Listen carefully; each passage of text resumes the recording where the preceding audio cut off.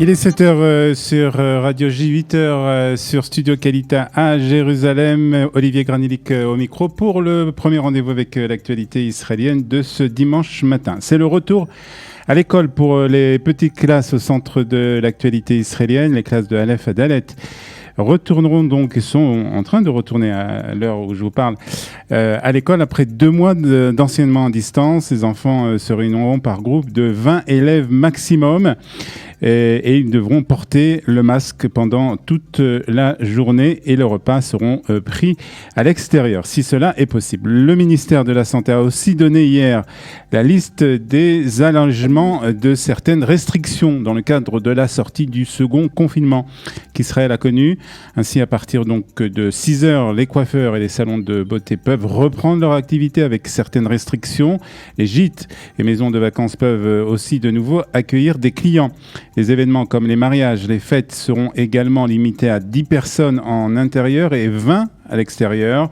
Le nombre total de participants étant donc plafonné à 20 personnes. Les cours de conduite sont de nouveau autorisés pour autant soient respectés les règles qui limitent le nombre de personnes dans les véhicules. Et puis les sites patrimoniaux en plein air, les sites historiques, les parcs nationaux et les réserves naturelles pourront tous réouvrir. Enfin, les Israéliens seront et sont depuis donc 6 heures ce matin de nouveau autorisés à prier par groupe de 10 dans les synagogues et par groupe de 20 à l'extérieur. La décision de rouvrir les synagogues n'a pas manqué de susciter la colère des commerçants dont les magasins devront rester fermés.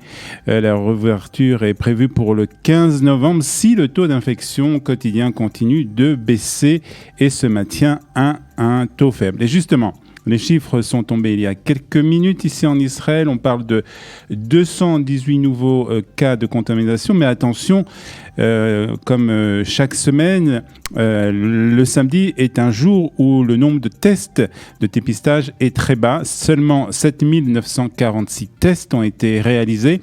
Il y a aussi 399 personnes malades qui sont dans un état grave.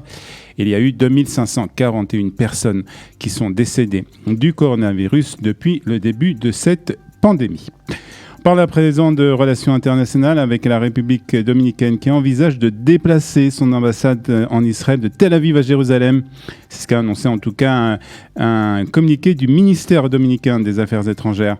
Vendredi, lors de cette annonce, le bureau de la diplomatie dominicaine a vanté les liens de longue date du pays avec le peuple juif, arrivé sur l'île dès la fin du XVe siècle. Il a également souligné que Saint-Dominique avait accordé un refuge à plusieurs milliers de juifs européens pendant la Seconde Guerre mondiale.